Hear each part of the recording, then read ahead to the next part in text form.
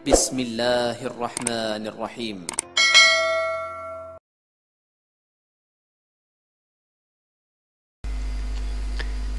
Bismillahirrahmanirrahim. Assalamualaikum warahmatullahi wabarakatuh. Alhamdulillahilladzi hadzana lihadza wa ma kunna linahtadiya laula an hadanallah. Asyhadu an la ilaha illallah wahdahu la syarikalah wa asyhadu anna Muhammadan abduhu wa rasuluhu la nabiyya ba'dah.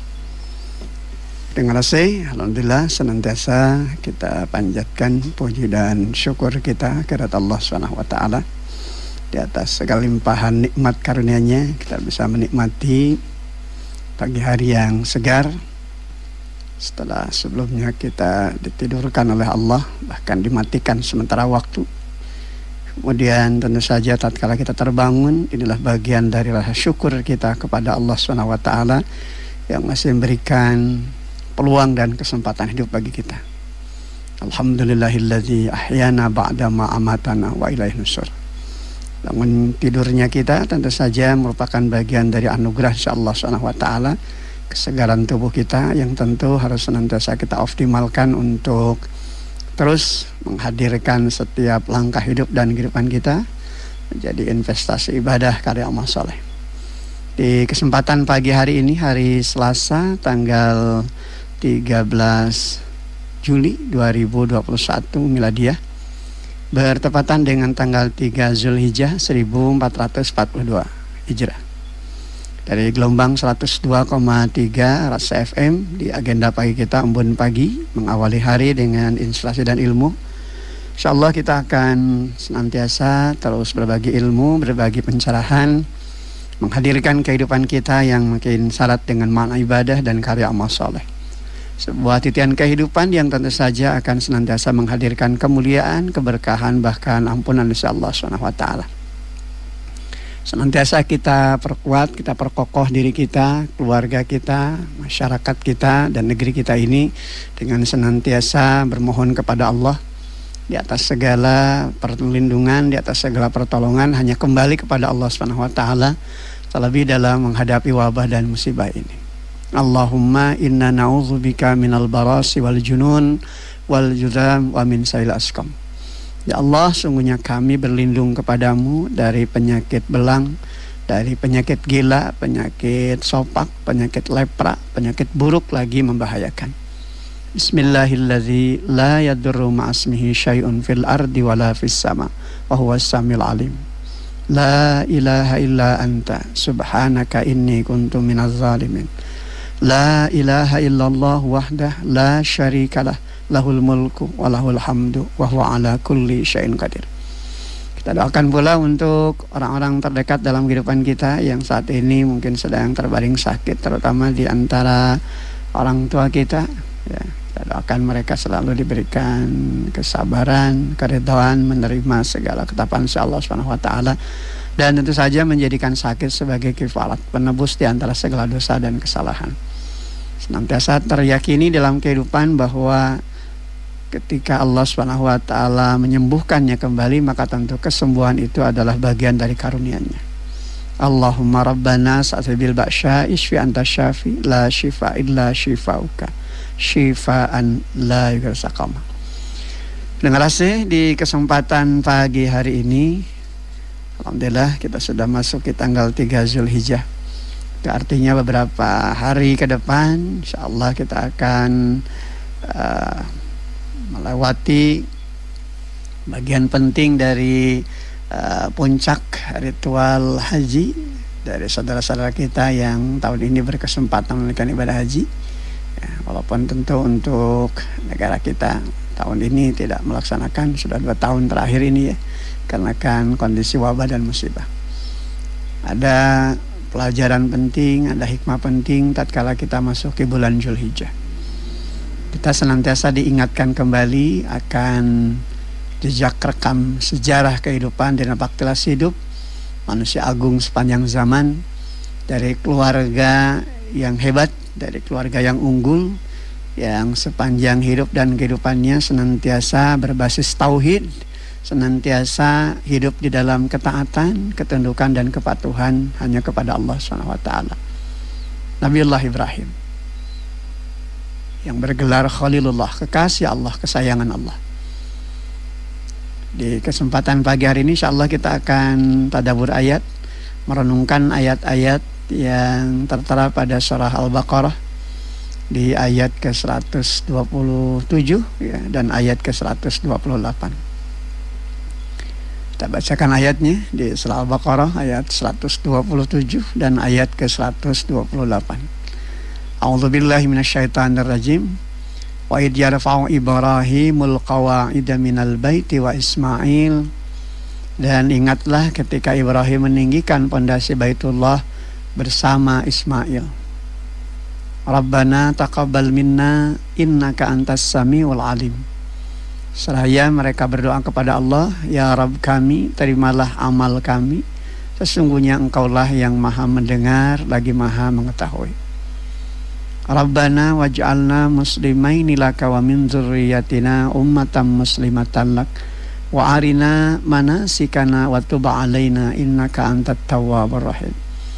Ya Rabb kami, jadikanlah kami orang yang berserah diri kepadamu dan anak cucu kami juga umat yang berserah diri kepadamu. Dan tunjukkanlah kepada kami cara-cara ibadah kami. Dan terimalah taubat kami, sesungguhnya Engkaulah yang maha penerima taubat lagi maha penyayang.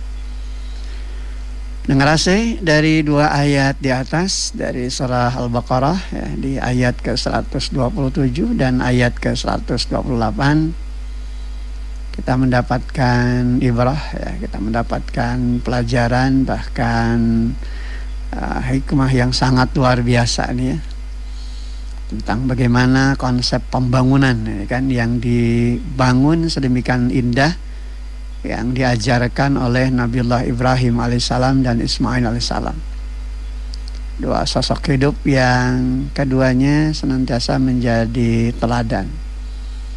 Oleh karena itu saya katakan tadi bahwa kalau kita bicara tentang bulan Zulhijjah, maka kita memang senantiasa dihantarkan, dibimbing untuk melewati sebuah perjalanan dari napak tilas hidup terindah sepanjang zaman, dari dua sosok manusia agung, Nabiullah Ibrahim dan Ismail alaihissalam, dan kemudian menjadikannya menjadi bagian dari kekuatan keluarga unggul, kekuatan keluarga hebat ya.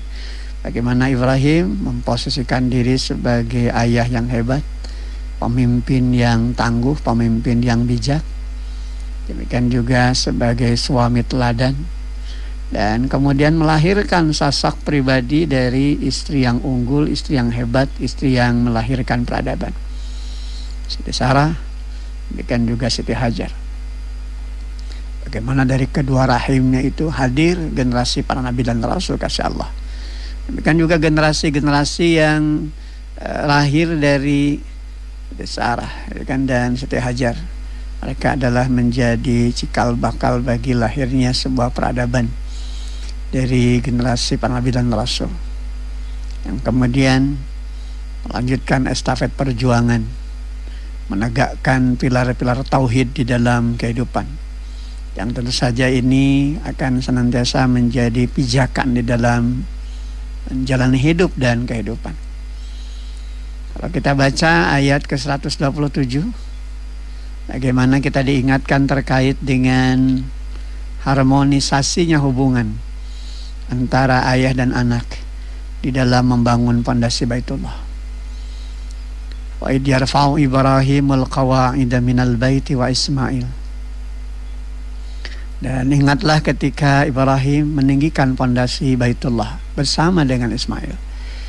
Jadi sangat luar biasa begitu ya, kekompakan, kebersamaan ya, yang saling menguatkan, yang saling mengokohkan antara seorang ayah dan seorang anak dalam membangun pondasi Baitullah.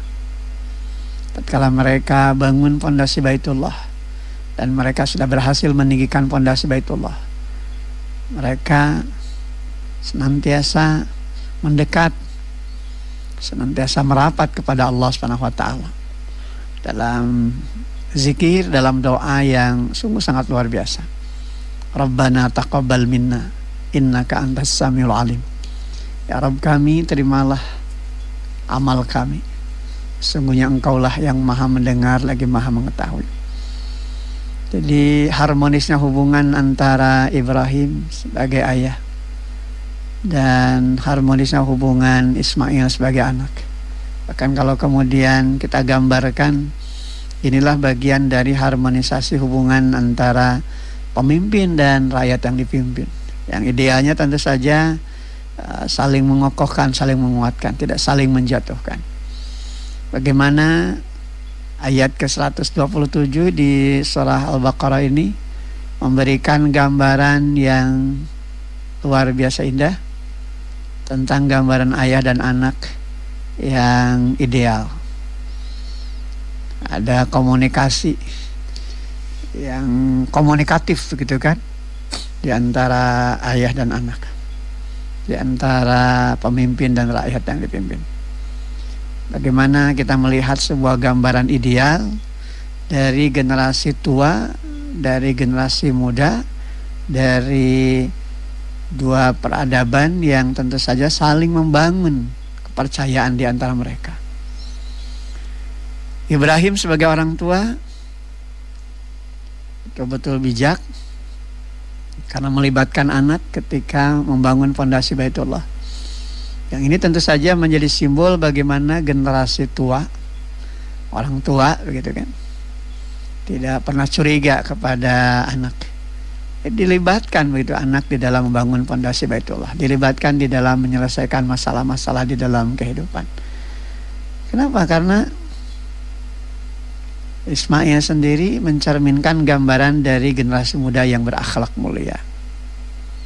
Ya, tentu saja ini juga tidak lepas kaitannya dengan karakter ya, pribadi dari Nabiullah Ibrahim yang memang juga menunjukkan pribadi yang santun, pribadi yang menjauhkan dirinya dari suudzon. Jadi ketika manusia sudah melepaskan sifat suudzon di dalam dirinya, jadi melepaskan dan meninggalkan rasa curiga kepada orang lain, ya kan? Ini akan menghadirkan akhlak yang mulia. Terlebih tentu saja bagi seorang ayah ketika itu terbangun di dalam kehidupannya kepada anak tidak pernah curiga, gitu kan? Selalu percaya dan berikan kepercayaan. Maka tentu anak pun akan menampilkan dirinya menjadi sosok yang berakhlak mulia. Bagaimana halnya tentu nanti akan berimbas begitu ya, bahwa kalangan muda pun ya, tidak akan berlaku culas, ya, tidak akan berlaku durhaka begitu kepada orang tuanya. Karena orang tua juga senantiasa berlaku bijaksana, memberikan peluang-peluang kepada anak muda, ya, memberikan peluang-peluang yang tentu bisa menghadirkan prestasi terbaik yang nanti tentu akan menjadi kebanggaan, ya, akan menjadi harapan bagi orang tua. Nah, inilah sebetulnya kunci awal ya, kunci awal membangun karakter dalam sebuah keluarga. Ditandai dari masing-masing individu yang tertanam kuat dengan ruh tauhid. Ibrahim sebagai ayah menanamkan jiwa tauhid itu dalam dirinya sehingga kemudian dia praktekkan dalam kehidupan dan dia hadirkan itu sebagai uswah, sebagai contoh yang baik, ya, uswah hasanah, sehingga akhirnya generasi pelanjutnya, yaitu kan Ismail alaihissalam, juga menjadi pribadi yang berkarakter. Dan kokoh kuatnya suatu keluarga itu akan menentukan kokoh tidaknya sebuah masyarakat. Kokoh tidaknya sebuah masyarakat juga akan menentukan kokoh atau kuatnya atau runtuhnya bahkan satu negara, satu peradaban, bergantung kepada karakter masyarakatnya. Jadi kalau dari tiap diri ini berkarakter, akan lahir keluarga yang berkarakter. Dari keluarga yang berkarakter akan lahir masyarakat yang berkarakter. Dari masyarakat yang berkarakter juga akan melahirkan peradaban dari bangsa, dari negeri, dari kaum yang juga berkarakter, tentu saja dengan karakter yang mulia gitu kan, dengan akhlaknya. Nah, ini kata kunci kan, sehingga Rasulullah SAW pernah menyampaikan sabdanya, innama bu'itsu liutammima makarimal akhlak. Sesungguhnya aku diutus ke muka bumi adalah untuk menyempurnakan akhlak, untuk menghadirkan akhlak itu sebagai pondasi. Karena memang persoalan akhlak ini akan berpengaruh ya, dan akan membawa imbas pada perkara-perkara yang lainnya. Manakala satu keluarga dari masing-masing individu tidak memiliki akhlak yang mulia, tentu saja nanti akan terbentuk keluarga yang buruk akhlaknya. Dari keluarga yang buruk akhlaknya datang ke masyarakat, timbul masyarakat yang akhlaknya buruk. Dari masyarakat yang buruk akhlaknya, ya tentu berpengaruh, berimbas pada peradaban yang buruk. Ketika culas, khianat, ya kan, dusta, sudah tidak lagi dianggap perkara dosa, tidak lagi ada perasaan dosa. Ya, untuk tingkatan malu saja ketika itu sudah tidak ada, ya udah. Ini akan jadi awal bagi kerusakan, akan jadi awal bagi kehancuran. Oleh karena itu, bagaimana gambaran seorang ayah, gambaran seorang anak dalam karakter kehidupan Nabiullah Ibrahim dan Ismail ini memberi sebuah pelajaran pada generasi, memberi sebuah simbol tentang kekuatan. Bagaimana antara ayah dan anak, bahkan kalau kita kembangkan dalam sebuah peradaban gitu kan, antara pemimpin dan rakyat yang dipimpin, ini saling mencintai gitu kan, saling menguatkan, saling mengokohkan untuk membangun peradaban yang unggul lagi mulia. Sebab ketika kehilangan rasa percaya, ya tentu saja tidak akan jalan gitu kan. Seorang ayah tatkala dia sudah tidak percaya kepada anak, anak pun kemudian jadi tidak respect, dia tidak respon kepada orang tuanya. Kan juga dalam kehidupan masyarakat, ketika tokoh masyarakat tidak respon, ketika kepemimpinan di satu masyarakat itu tidak respon kepada masyarakatnya, ya jangan disalahkan masyarakat ketika masyarakat juga tidak respon.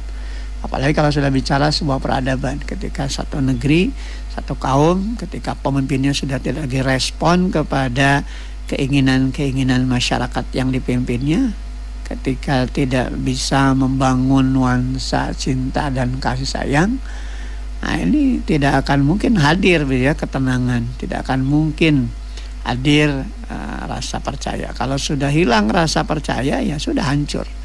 Sekali langsung ke ujian, istilahnya kan, orang tidak lagi percaya.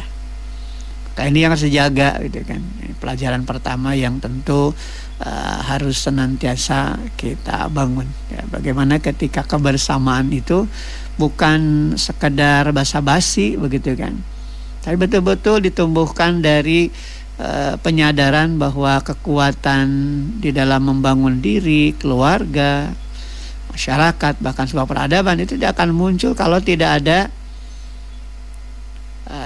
penguatan dari masing-masing individu, dari ayah kepada anak, dari anak kepada ayah, timbal baliknya begitu. Dan juga dalam satu komunitas masyarakat, apalagi tentu kalau sudah bicara sebuah bangsa dan negara gitu kan.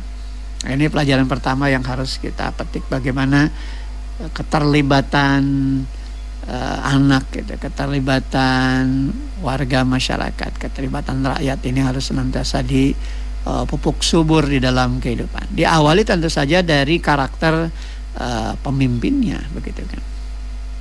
Karena pemimpin ini kan tentu menjadi basic ya, menjadi dasar yang akan menentukan hebat tidaknya satu keluarga, hebat tidaknya satu masyarakat, bahkan hebat tidaknya satu bentuk peradaban begitu.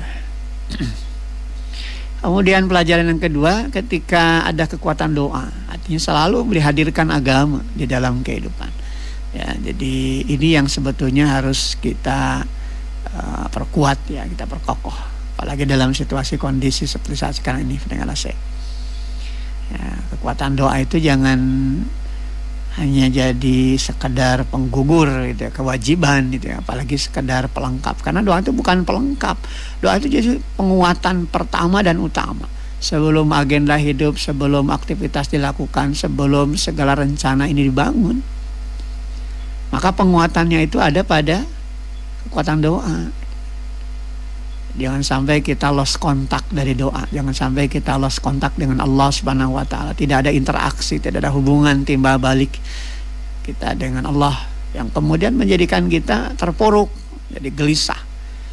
Jadi katakanlah ketika kita juga menghadapi masalah, maka yang harus kita lakukan bukan mencari solusi keluar dari masalah itu, tapi yang awal itu doa dulu, kekuatan dulu, kemudian minta kepada Allah agar dibukakan jalan untuk bisa keluar dari masalah itu. Ketika kita sakit contohnya, ya kan? Jangan kemudian langsung kita lebih fokus, wah ya pasti ke dokter iya bakal cager, obat iya pasti bakal nyagerkeun. Nah, bukan seperti itu. Tapi keyakinan yang ditumbuhkan dalam diri kita, tauhidnya dulu. Ya kan? Ya, minta kepada Allah, ya Allah, Engkau sumber penyembuh, Engkau sumber yang akan mengurangi rasa sakit, maka bukakan jalan ya Allah agar aku bisa sembuh. Nah, baru setelah itu kemudian berobat, kan? Jadi selalu dibarengi begitu ya, jadi berdampingan. Jangan sampai kemudian itu hanya sekadar jadi penggugur kewajiban. Ini yang seringkali menjadikan pincang itu kan begitu ya. Jadi selalu ada ungkapan yang sebetulnya diluruskan ini. Setelah segala upaya, segala cara lakukan, ya tidak lagi ada yang bisa kita minta selain kepada Allah. Betul, tapi sebetulnya itu harusnya diucapkan di awal gitu kan, bukan di akhir. Jadi sebelum kita melakukan hal apapun, kekuatan doa itu menjadi pijakan kita. Bukankah Rasulullah SAW sendiri mengingatkan kembali kepada kita bahwa segala perbuatan dari segala aktivitas hidup yang kita lakukan, kalau tidak diawali dengan menghadirkan asma Allah, maka tentu ini akan menjadi sia-sia, ya kan?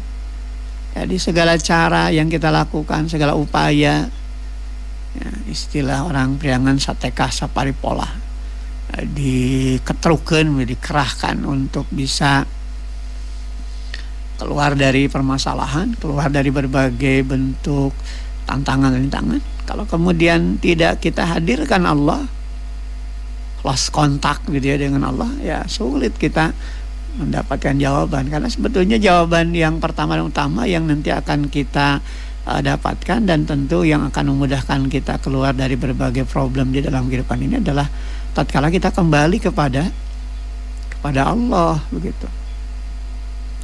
Pendengar nasi, oleh karena itu di lanjutan ayat ke 127 ini kan setelah Ibrahim ya mengajak Ismail untuk membangun pondasi Baitullah, maka Ibrahim mengajak Ismail berdoa kepada Allah, Rabbana taqabbal minna innaka antas samiul alim. Ya Rabb kami, terimalah amal kami, sungguhnya Engkaulah yang maha mendengar lagi maha mengetahui. Jadi ketika pondasi Baitullah itu sudah berdiri kokoh, karya yang telah dibuat oleh Ibrahim dibantu oleh Ismail itu betul-betul semata-mata diserahkan semuanya kembali kepada Allah. Cukup Allah yang nanti akan menilainya, cukup Allah yang nanti akan menerima amal ibadahnya. Jadi dia tidak mengharap sanjung dan puji dari manusia, melainkan senantiasa hanya berharap pada Allah. Nah, ini bentuk kesadaran kelas tinggi gitu ya. Karena apa? Karena kalau orang sudah menyadari bahwa harapan itu hanya tertuju pada Allah, bukan kepada manusia, maka dia tidak akan kecewa. Karena kalau manusia itu sudah berharap bergantung total kepada manusia dan kemudian menanggalkan harapan-harapan itu kepada Allah, maka pasti hidupnya akan dirundung dengan kekecewaan, kegelisahan, ya, putus asa, bahkan bisa depresi begitu ya. Kenapa? Karena dia tidak berharap kepada zat yang menentukan harapan-harapan itu bisa terwujud begitu kan. Kan manusia ini hanya merencana dan hanya berencana ya. Adapun yang menentukan segala perkara itu kembali kepada Allah. Nah, oleh karena itu tentu saja apa yang harus kita bangun di dalam diri kita adalah kesadaran bahwa cukup Allah yang nanti akan mengapresiasi semua karya-karya yang kita lakukan. Tidak perlu merasa berbangga hati, tidak perlu jadi jumawa, jadi sombong. Wah, kalau bukan karena saya, kalau bukan karena saya yang menggerakkan, wah tidak akan mungkin seperti sekarang ini. Ini kan sifat-sifat yang tidak layak ya, sifat-sifat takabur ya, kesombongan yang hanya dimiliki oleh setan gitu kan. Jadi ketika kesombongan itu sudah menganga, ketika kesombongan itu sudah demikian luar biasa, maka akhirnya dia melupakan nikmat Allah. Jadi dia tidak lagi hidup di dalam ketaatan kepada Allah, dan ini tentu saja adalah musibah besar di dalam kehidupan. Karena itu kalau kita berbicara tentang musibah paling besar itu sesungguhnya bukan bencana yang terjadi secara fisik, tapi musibah besar itu manakala seseorang sudah kehilangan Allah di dalam kehidupannya. Ketika dunia sudah menjadi jalan hidupnya, dia sudah diperbudak dengan dunianya gitu kan. Karenanya tentu saja ini yang harus diluruskan gitu ya. Jadi harapan yang selalu harus dimunculkan itu selalu kepada Allah ya, ketika sudah menyelesaikan satu agenda, setelah menyelesaikan berbagai program-program di dalam kehidupan, tidak perlulah kita berharap sanjung dan puji dari manusia. Nah, kalau kemudian kita minta, kadangkala justru berujung pada kecewaan. Tapi mintalah kepada Allah, cukup hanya berharap kepada Allah. Tatkala kita beribadah hanya kepada Allah, tatkala kita minta pertolongan pun tentu hanya kembali kepada Allah. Ya, ketika kita mendapatkan kemuliaan, maka tentu yang harus pertama kali kita sanjung, kita puja itu adalah Allah. Ya, sehingga ungkapan hamdalah, alhamdulillahirabbil alamin adalah simbol rasa syukur kita kepada Allah. Ya, jangan sampai kita lupa gitu kan. Hari Kajalmi remen moji gitu kan, dengan kehebatan yang sebetulnya datang dari Allah gitu kan. Tapi kepada zat yang telah menghadirkan kemuliaan itu, zat yang telah menghadirkan apa yang diharapkan, justru kita lupakan. Ya, istilah saya itu lost contact gitu ya. Jadi bagaimana mungkin kita ini mendapatkan pertolongan dari Allah? Bagaimana mungkin kita ini senantiasa memiliki kemantapan hati untuk tidak dibuat gelisah dengan keadaan? Kalau kita jauh dari Allah, kalau kita tidak pernah komunikasi dengan Allah, tidak pernah berinteraksi dengan Allah, ya, jangan sampai lost contact gitu ya. Kita seringkali merasa kehilangan kan, merasa sedih ketika orang terdekat dalam kehidupan kita tidak bisa dihubungi.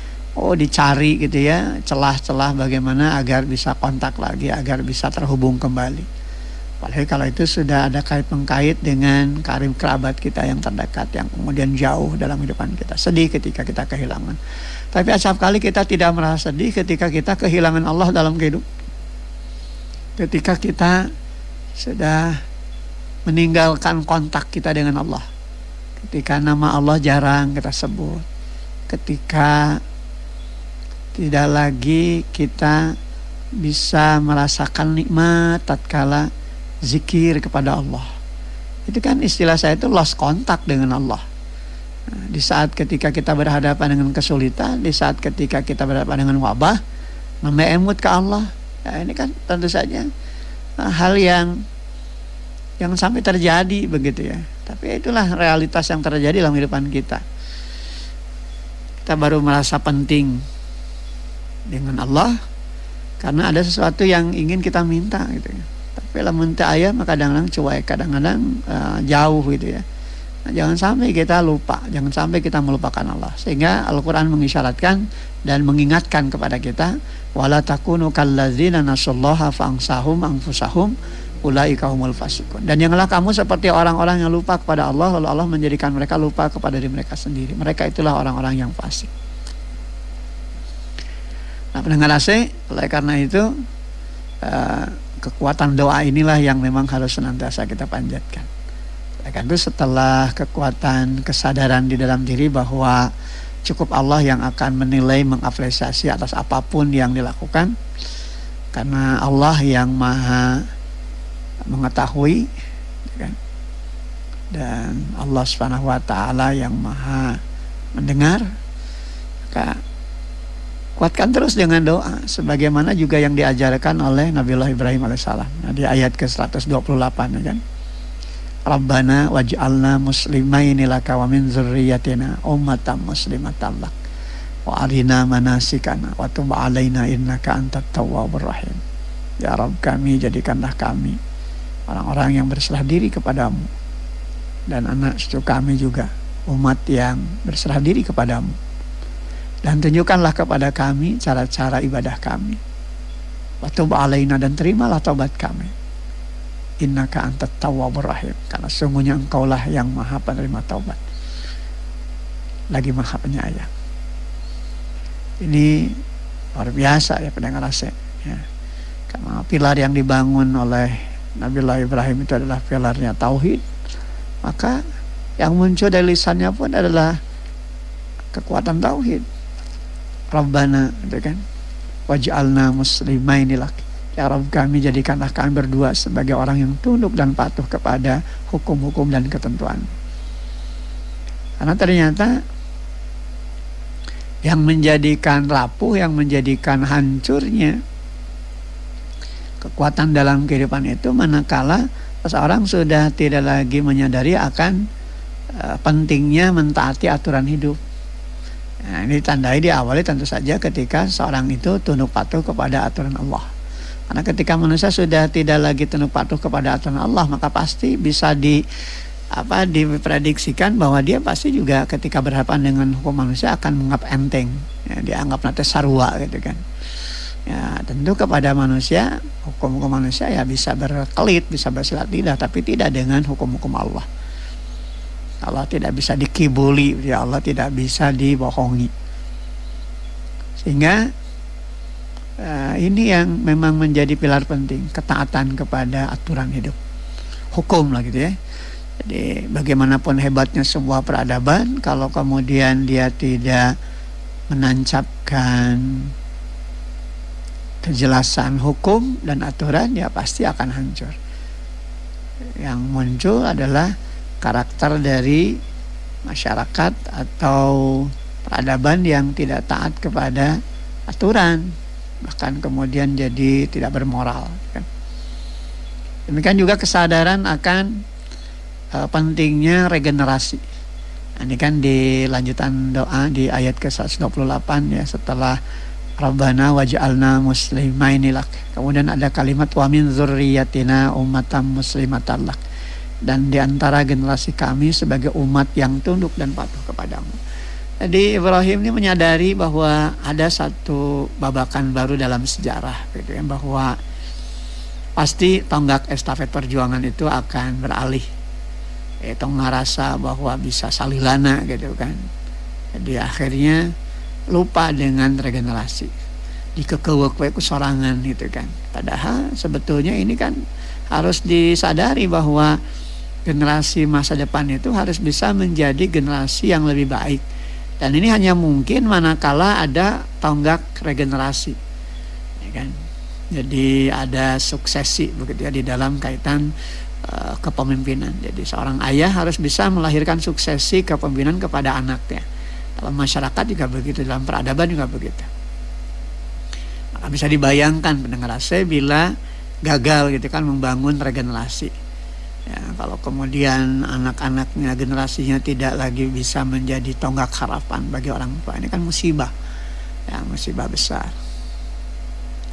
Tidak ada artinya begitu kan pendidikan tinggi ya dengan S1, S2, S3. Tapi kemudian anak-anak mereka tidak soleh, tidak solehah gitu kan. Demikian juga dalam satu bentuk peradaban, walaupun palalinter gitu ya, cerdas dengan pengembangan ilmu dan teknologi, tapi lamun teu soleh bahaya, ngebahayakeun. Makanya kenapa nilai-nilai ketakwaan itu menjadi sangat penting. Karena jauh sebelum manusia itu mendapatkan kekuatan berupa ilmu begitu kan, maka sebetulnya yang harus diperkuat itu adalah kekuatan tauhidnya, ketakwaan, ketaatan kepada Allah. Jadi tatkala dia mencapai target-target keilmuan, tatkala dia betul-betul bisa menguasai dunia gitu ya dengan ilmunya, dia tidak jumawa, dia tetap rendah hati, tetap mengedepankan moral, tidak akan merusak ya, tidak akan menimbulkan kemadorotan gitu kan. Nah, ini yang kemudian terbangun ya. Wa min dzurriyyatina ummatan muslimatan lak. Dan di antara generasi kami sebagai umat yang tunduk dan patuh kepadamu. Jadi ada regenerasi, ditempa, dibina agar lebih baik lagi, sehingga dia tidak merasa dirinya yang paling hebat. Jadi ada proses menyiapkan generasi. Ini yang tidak boleh dilupakan generasi. Hari ini ketika kita melewati bentangan waktu dari masa yang entah esok atau lusa kita dipanggil menghadap Allah, maka kita harus menyiapkan generasi kita ini. Jangan sampai kemudian generasi kita justru malah bengong, tidak paham, tidak mengerti apa yang harus dilakukan, apa yang harus diperbuat gitu kan, untuk melakukan perubahan-perubahan yang baik, sehingga kemudian tentu menjadi harapan, menjadi kebanggaan bagi orang tua. Karena tidak ada hal yang paling banggakan para orang tua melainkan ketika anak-anak mereka itu betul-betul bisa mewarisi nilai-nilai kebaikannya, dilanjutkan, dan ini tentu akan terus mengalir menjadi investasi ibadah dan amal soleh. Jadi tidak terhijab terus walaupun kita selaku orang tua. Kemudian diajarkan dan memohon kepada Allah agar ditunjukkan bagaimana cara hidup ketika harus berpijak kepada agama. Jadi lurus begitu ya, wa arina manasikana. Dan ajarkan kepada kami bagaimana cara ibadah kami. Artinya pondasinya kembali kepada ruh, nafas ibadah dalam segala aktivitas hidup dan kehidupan. Jadi apapun kita, profesi apapun kita, ujung-ujungnya harus betul-betul menjadi hamba Allah yang makin tunduk, sehingga hadirnya kita tidak jadi beban ya, tidak jadi masalah, tidak jadi sumber kemadaratan. Kan juga selalu menyadari akan segala kesalahan. Wa tub alaina, dan terimalah taubat kami. Padahal kalau kita perhatikan Nabiullah Ibrahim itu kan tidak pernah berlaku syirik ya, tapi dia senantiasa bermohon ampun kepada Allah. Agar apa? Ini kan jadi pelajaran betapa pentingnya sikap tawadu di dalam hidup, dan kesadaran bahwa ketika kita melakukan kesalahan ya segera memperbaiki diri. Wa tub alaina, dan terimalah taubat kami. Innaka antat tawwabur rahim, sesungguhnya engkaulah yang Maha penerima taubat lagi Maha penyayang. Jadi tong-tong wae dina dosa lah gitu ya. Jangan terus-terusan abai dengan ketaatan kepada Allah. Sebab ketika itu terjadi ya tentu akan kehancuran yang menimpa ya. Jadi kalau kita menyadari dengan kondisi kita hari ini gitu kan, tidak hanya sekedar kita ini berkutat dengan bagaimana kita keluar dari problem wabah ini dengan menjaga kesehatan, menjaga imun, nutrisi dan gizi, tapi coba kita juga arahkan, kuatkan, perkokoh kembali dengan keimanan. Nah, ditandai juga dengan kesadaran untuk memperbaiki diri, bertaubat kepada Allah. Karena bagi kita selaku seorang muslim, dengan saya harus yakin bahwa di balik wabah dan musibah ini ada sesuatu yang salah dengan diri kita. Dari kekeliruan yang dilakukan, dari kesalahan, kejahatan, bahkan dosa yang dilakukan segelintir manusia, yang kemudian bisa berdampak buruk bagi yang lainnya.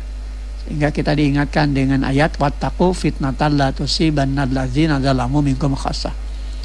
Dan pelihara dirimu, jaga dirimu dari satu siksa, dari satu bencana yang tidak hanya menimpa orang-orang yang zalim saja di antara kamu. Ada istilah orang Sunaman, utemaistemulum kacepretan akibatna gitu kan. Jadi jangan sampai kemudian karena dosa segelintir manusia berdampak buruk bagi manusia yang lainnya. Nah, kondisi seperti yang terjadi sekarang ini juga tentu tidak tertutup kemungkinan ada dosa, ada kesalahan yang kita lakukan.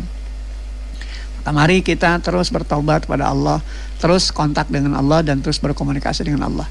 Di samping kita jaga kesehatan, prokes kita, protap kesehatan kita, tapi kita juga jangan abai dengan protap keimanan, jangan menanggalkan iman dalam kehidupan kita. Sebab kalau itu terjadi, ya tidak akan bisa keluar kita dari masalah. Hayang ditulungan, hayang keluar dari masalah, tapi kemudian kita menjauh dari Allah, ya bagaimana mungkin? Maka tentu ini jadi pelajaran buat kita untuk bisa mendapatkan pertolongan Allah. Maka pantaskan, layakkan diri kita untuk pantas dan layak mendapatkan pertolongan Allah. Syaratnya tentu saja bagaimana kita senantiasa mengedepankan tauhid kepada Allah, senantiasa bersandar kepada Allah, dan segala perkara yang kita lakukan tidak pernah lepas dari Allah. Artinya selalu melibatkan Allah dalam segala hal apapun. Disitulah sesungguhnya kata kunci kita keluar dari masalah. Dengan rasa kita sudah berada di penghujung acara kita. Mudah-mudahan apa yang dipaparkan di kesempatan pagi hari ini menjadi ilmu, menjadi inspirasi yang tentu terus memberikan penguatan-penguatan kepada kita untuk bisa mengoptimalkan setiap langkah hidup dan kehidupan kita dalam aturan hidup yang selaras, serasi dan seimbang dengan apa yang dikehendaki oleh Allah Subhanahu wa taala. Sehingga kita akan mendapatkan ridhonya dan kita akan mendapatkan kemuliaan di sisi Allah Subhanahu wa taala. Terbebas dan terlepas kita dari segala belenggu bahkan segala wabah dan musibah. Aqulu qouli hadza wa astaghfirullah li wa lakum. Walhamdulillahirabbil alamin. Assalamualaikum warahmatullahi wabarakatuh. Alhamdulillah.